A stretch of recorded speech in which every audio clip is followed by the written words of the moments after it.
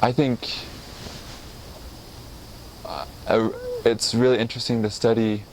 Poland in the interwar period, because they kind of were wiped off the map for like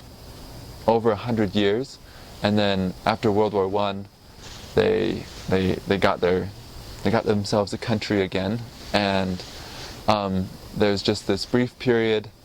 of Poland before it's taken over again and then kind of absorbed into the Soviet Union. Not completely, but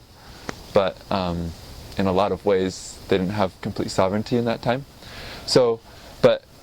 there's a moment that's really interesting right after they get their freedom, or as they're getting their freedom, when the Red Armies from the Soviet Union invade and try and get to Warsaw, presumably to like make it part of the new Soviet state. And there's a battle that takes place, and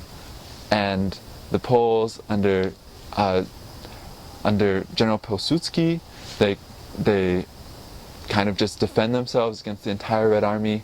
and no one really knows, I guess, exactly how they did it. They call it the Miracle on the Vistula. That's the river that was kind of the border, but they like kept them away, and that kind of saved themselves from communism for 25 years, but also protected that from kind of flowing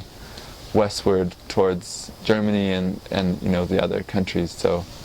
I think there's a lot of like debt we owe to Poland in our history that we don't always recognize, that they did a lot of good for the world.